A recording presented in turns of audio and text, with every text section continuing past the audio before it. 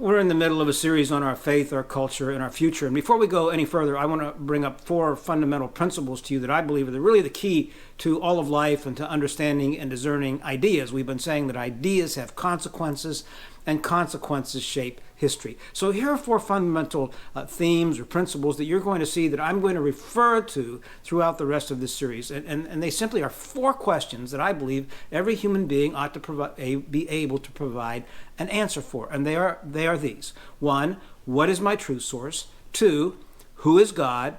3, who am I? And 4, who is Jesus? What is my true source? Who is God? Who am I? And who is Jesus? And you'll see that we're going to refer to these principles over and over and over again as we look at what I consider to be the greatest threats to our faith, our culture, and our future. Now, when we look at those, I began to mention in our last message that I saw the rise of secular humanism coming out of the Enlightenment and liberal theology and methodology as a great threat to who we are as a culture.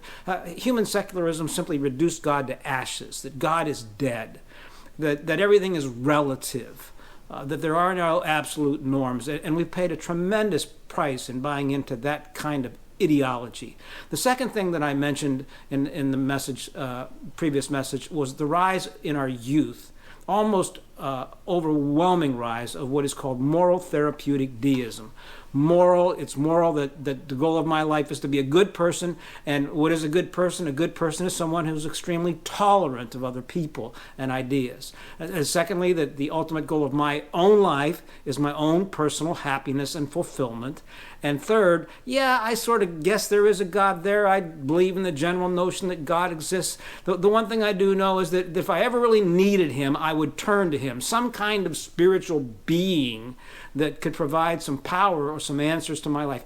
If I ever got in a kind of situation or spot where I would really need that to happen. That's moral therapeutic deism, the ultimate general belief in the existence of some kind of God somewhere. There are many roads up the mountain, many different gods, but we all get to the same mountain peak. There are many windows in the church that let in different kinds of light, all kinds of different gods or belief systems, but ultimately it's the same church. We all believe in some kind of spirituality or spiritual essence. And I want to talk as we're moving forward and how we got to that kind of belief in our culture, as I introduce to you in the next message the 4 men who I believe have shaped our lives, our faith, our culture, and our future. But before we get there, the third influence or factor that I see in our modern day world, in our faith, our culture, and our future, is that the church and historic Christianity has lost its voice in our society.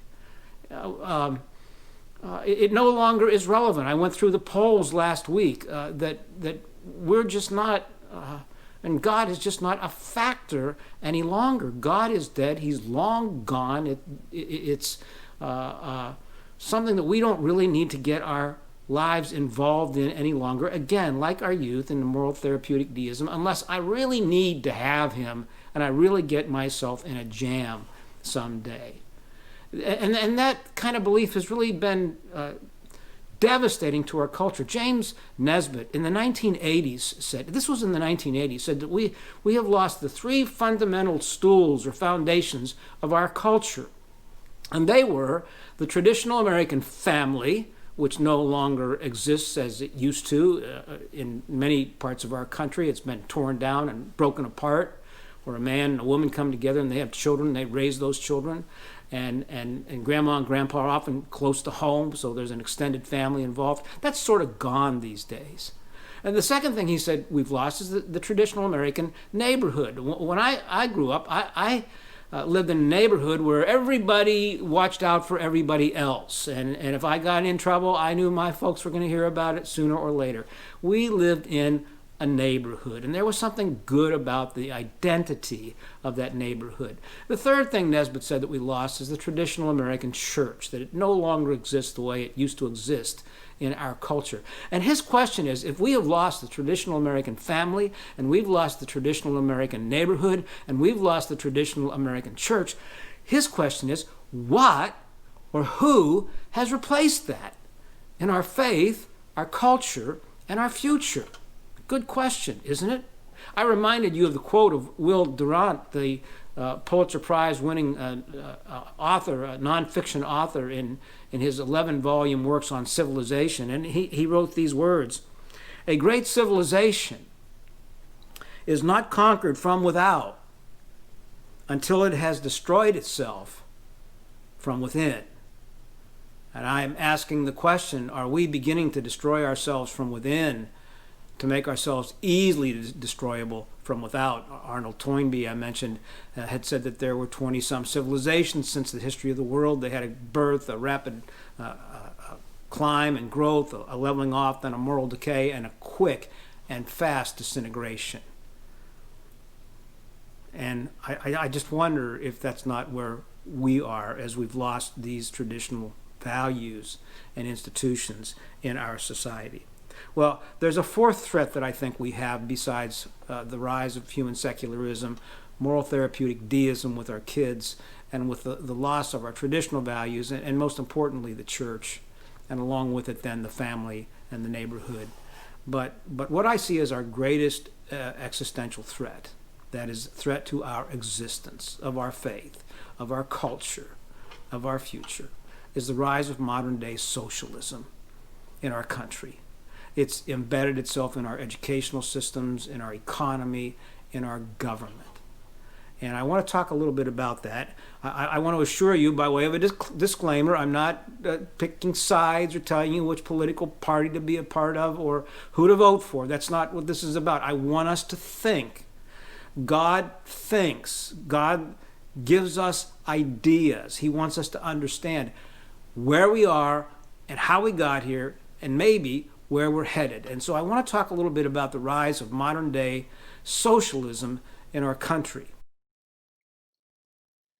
What do I mean by the rise of modern day socialism? Well, let me share with you a personal story. Back in 1988, I decided to go on a journey to discover the life and the places of Martin Luther. He had been a hero of mine, Dr. Martin Luther, in the German Reformation in the 1500s.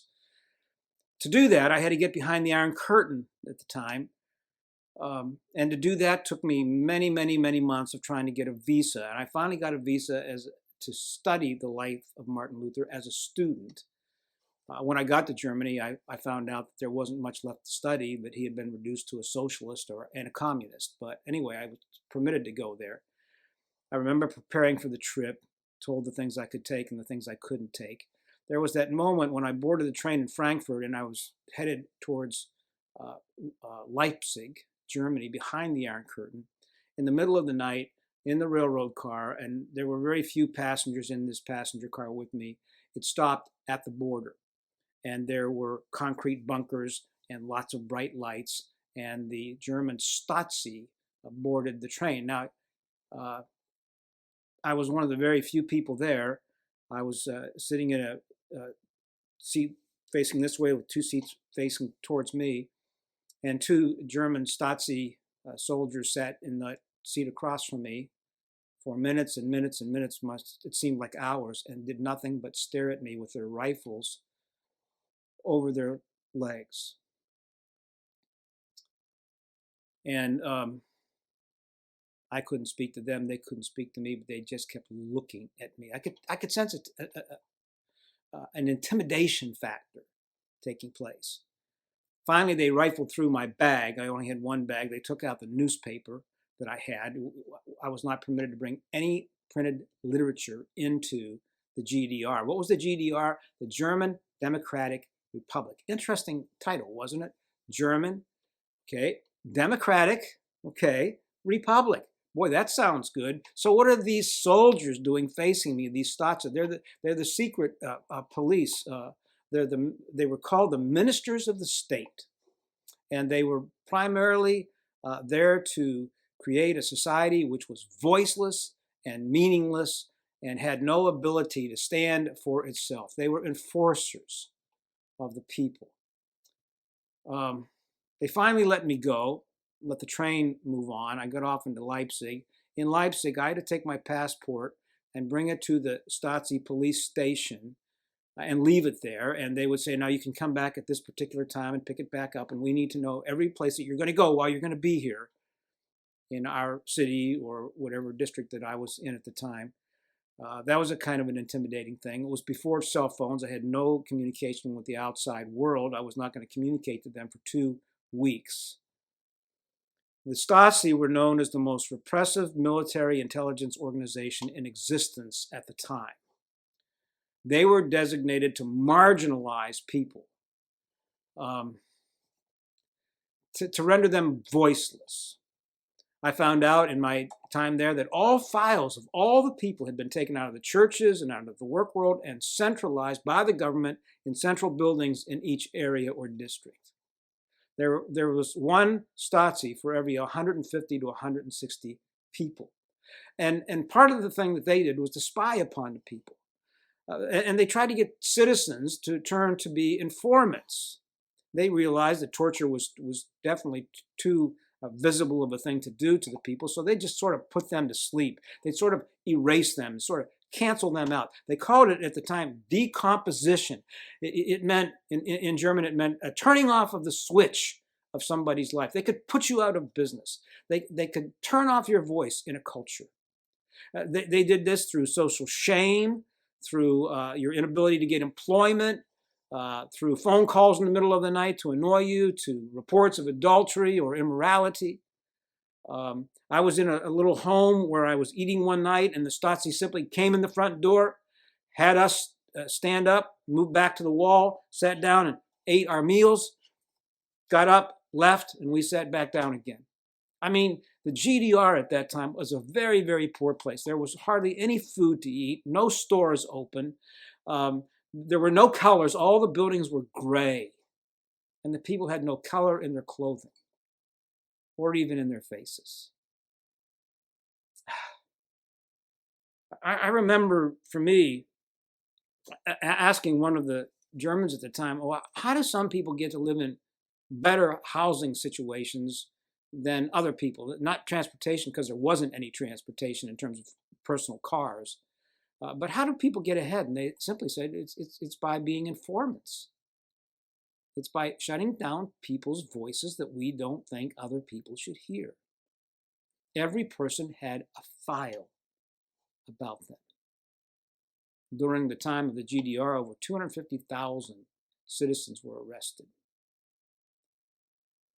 I can't help but think today in our culture that there's this sort of socialistic, communistic kind of thing going on again, where people are canceled out or erased, or if you say the wrong things on social media, it can harm or hurt or put you out of business, alienate you in a culture. There is power among people in a way that really shouldn't have, and in Germany at the time, it came out of the socialist movement, which we're going to talk about in the next message, which led to the communist movement. And socialism is always, always, always points towards communism. So let me move on in explaining how part of the socialist ideology is to erase the past and the future and rewrite it. When I was there, I visited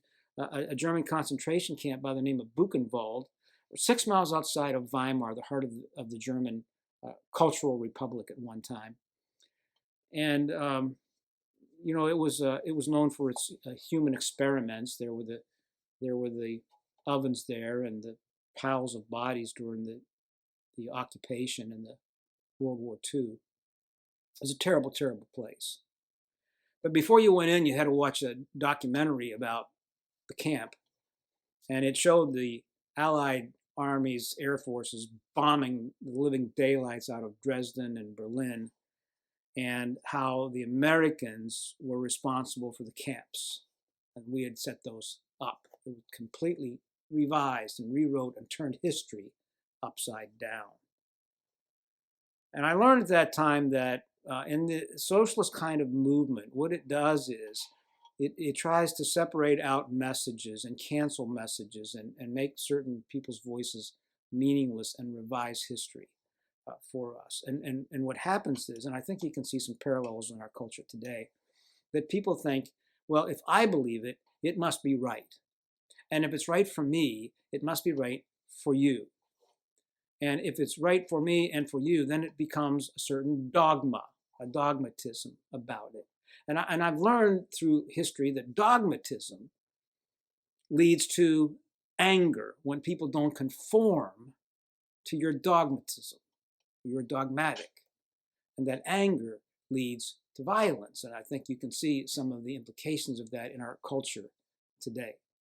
So let me retrace for you and remind you of what I think that our kids are learning and hearing in schools, and about how they're becoming not just educated, but indoctrinated in a certain ideology. Now remember, again, ideas have consequences. Ideas shape history, they shape events, they shape people. They shape faith, they shape culture, they shape our futures. I believe there's a great division in our country today, and I believe that underneath that division, or what is causing that division, are these four influences, and most specifically, the rise of socialism in our culture today. Almost unknowingly, the rise of socialism versus capitalism in our society. I have a couple statistics here from various polling institutions you might be interested in. 36% of baby boomers, 44% of Gen X, 70% of the millennials, and 65% of Gen Z, the youngest of our generations, say that they are somewhat or extremely likely to vote for a socialistic democracy.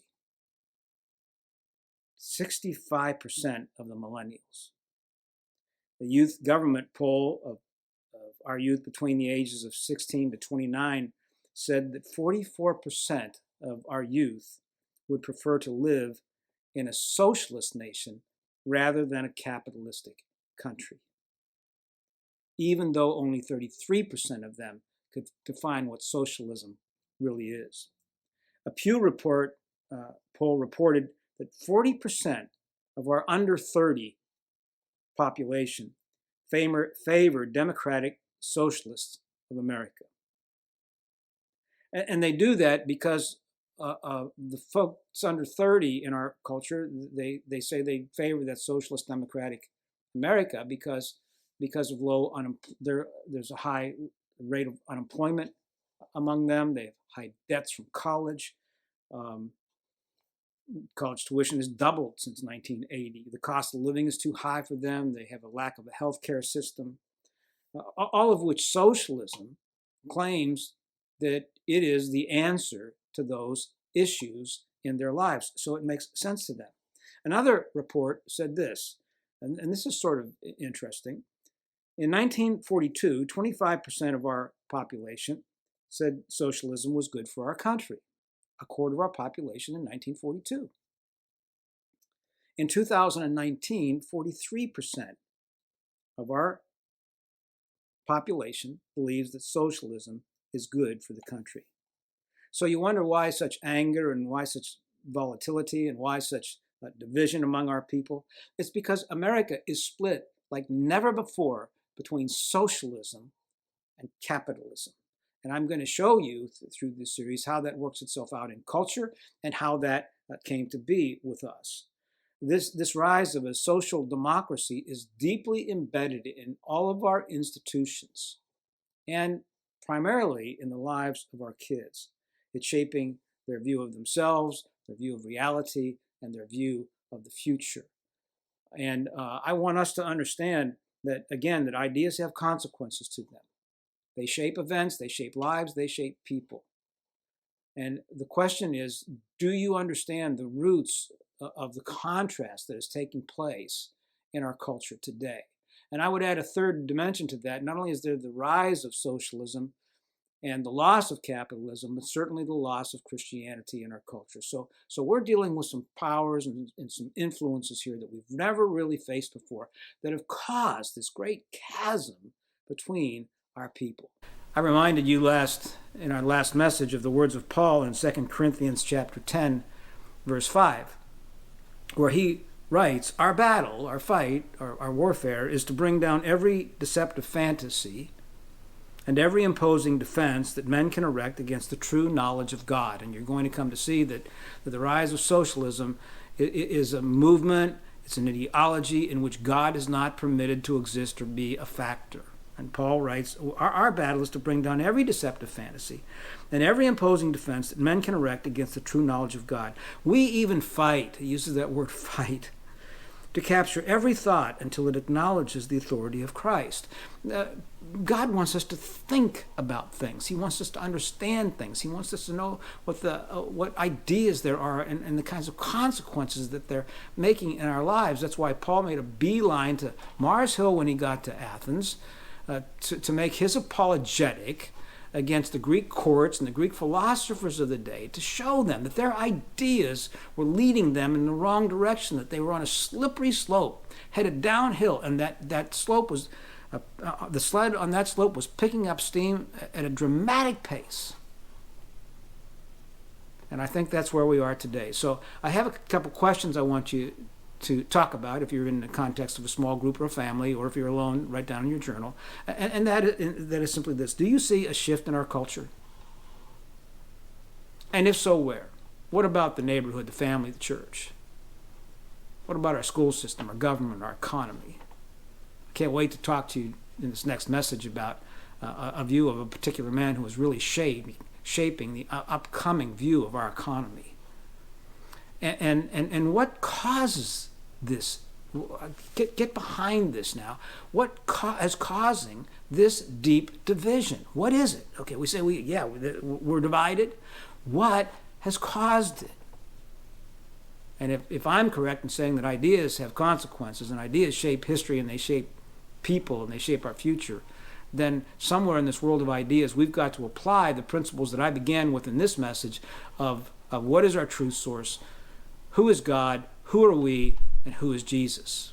We've got to apply those to what these influences are having on us today. Now, in the next message, I'm going to introduce you to 4 people who've had an enormous impact on our faith, our culture, and our future. And you might be surprised with who they are.